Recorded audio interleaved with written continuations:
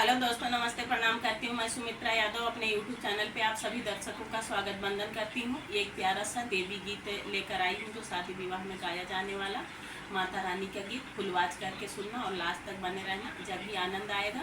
मेरे चैनल का नाम है सुमित्रा सोहर 001, फेसबुक पेज का नाम है सुमित्रा यादव यूपी 44 पे ये गीत जाएगा।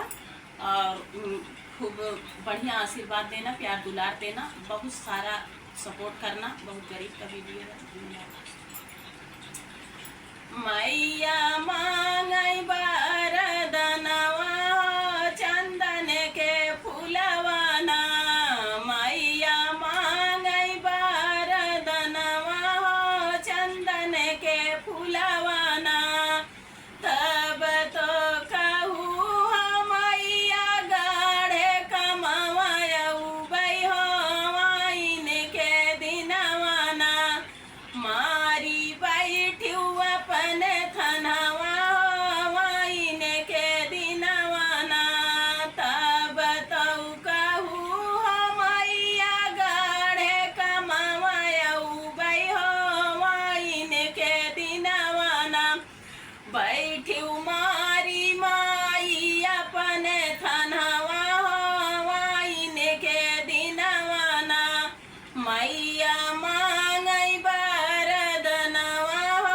चंदन के फूलवाना, मैया मांगई बरदनवा चंदन के फूलवाना, तब तो कहूँ मैया गाढ़े कमावयऊ बई हो वाइन के दिनवाना, तब तो कहूँ मैया